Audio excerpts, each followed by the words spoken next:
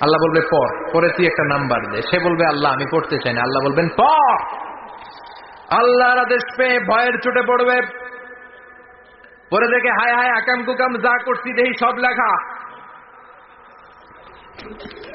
সব লেখা, একটাও বাকি নেই। কারণ আল্লাহ বলেছেন ফামাইয়া আমাল মিসকালা যাররাতিন খাইরান ইয়ারা ওয়া মাইয়া আমাল মিসকালা যাররাতিন, যাররা যাররা আমরা কি বলি, যাররা যাররা। যাররা জিনিসটা কি? শীতের দিনে টিনের ঘর, টিনের চাল আছে না আপনাদের?